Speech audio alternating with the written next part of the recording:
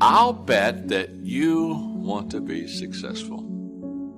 In fact, I will also wager that you have spent a lot of times asking yourself the question, how can I be successful? What is success? How can I achieve the dreams that I have within myself? And I just want to begin this talk by congratulating you, because if those are questions you've asked, if those are thoughts that you have gone through your mind, I want you to know that you have probably within you a restlessness and a potential that says to me that you have not yet achieved your maximum success. You have not yet probably arrived to your greatest potential. If when the alarm clock goes off in the morning and you ain't happy about it, you ain't doing what you want to do. If your job makes you sick to go to, if you're unhappy with waking up to go to where you got to go, it's because you ain't living in your gift. What burns in your heart is important for you to pay attention to, because it never goes away. That's why people wake up in a rut. See, you hate waking up because you waking up and you don't know the reason. You're waking up and you don't have no design in mind. Once you live in your purpose, when you discover your gift, you can't wait to wake up. Please understand, pay very close attention to the thing that makes you happy. All of you are gifted at something. The problem is, you keep wanting your gift to be what somebody else's gift is. Identify your own gift, because you already have it. You have something that you brought to the universe, and that if you decide that my life deserves my developing this what I do well, and becoming the best at it, and mastering myself, and seeing what I have within me. You need to be present. You need to live in the present moment. Give your fullest attention, your best effort to each present moment. Giving your full attention and very best action in each moment will lead to each next best moment. It will lead to expansion and growth in your life, which will ultimately lead you to many things you love doing. And soon you will understand what your purpose really is. But don't rush it. Don't stress over it. No purpose is coming through stress. No purpose is rushing through because you're anxious. Do your thing and do it to the best of your ability in every moment, no matter what it is. I just want to know if you're willing to bust your ass to change your life. And if you are, you're going to get an interview. And I'm not going to ask for your resume. I don't care about your resume. Your resume tells me where you've been. It doesn't tell me the price you're willing to pay to become somebody new. Every belief that you have is a choice. I choose to believe that human potential is nearly limitless, and this was the belief that changed my life, because once I realized, so it's not about who you are today, it's about who you want to become and the price you're willing to pay to get there. And I promise you, the day that you're willing to pay any price, you'll achieve what you want to achieve. If you truly believe that human potential is limitless, what do you want to become? And what price are you willing to pay to get there?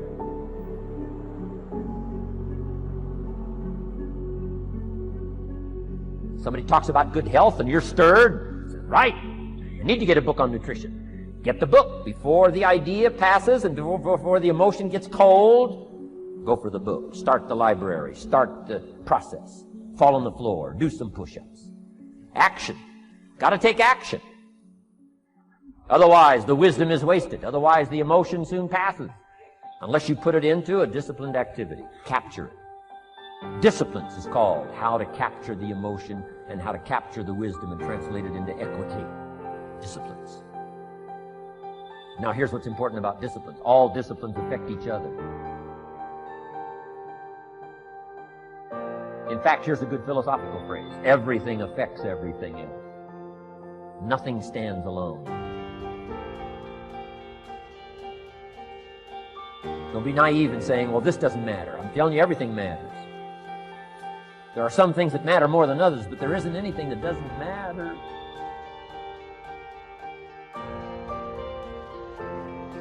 We all pity the man who says, well, this is the only place I let down. Not true. Key to take home. Every letdown affects the rest of your performance. Every letdown affects the rest. This is part of the educational process on personal development. If you don't take the walk around the block, you probably won't do the apple a day. If you don't do the apple a day, you probably won't start building your library.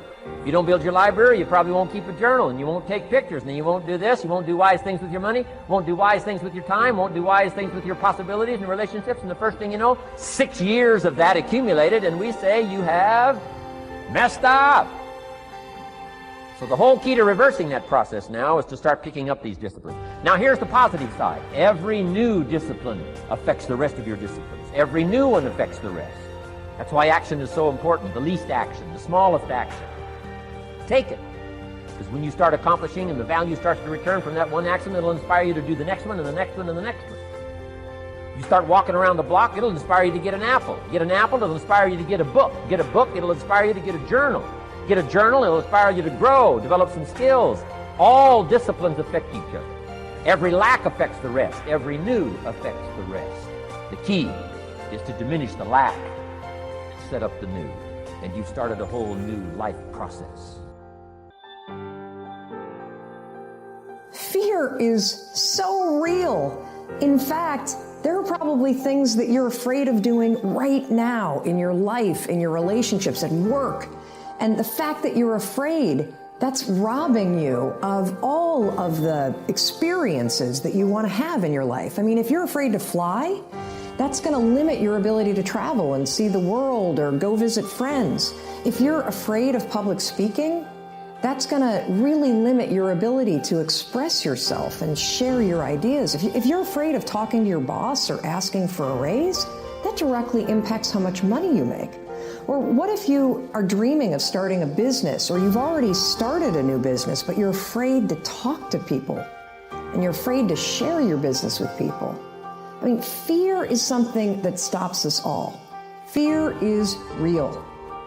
You can't control the feelings that are going to rise up in your body when you're on a plane, or when you're talking to your boss, or when you see somebody that's attractive and you really want to go over and talk to that person.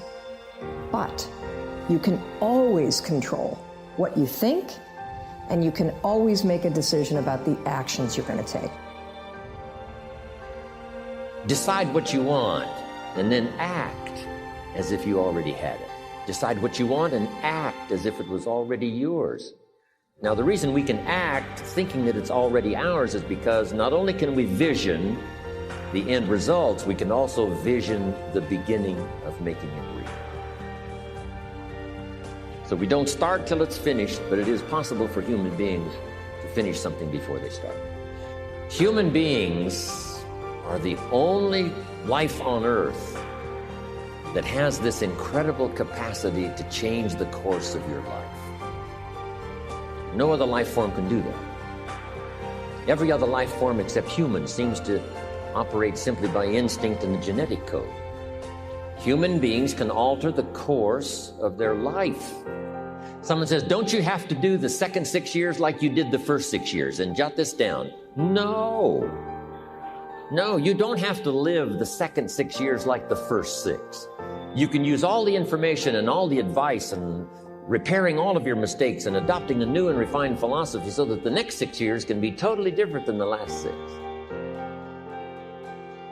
No other life form can do this. See, if you were a tree, you'd be stuck.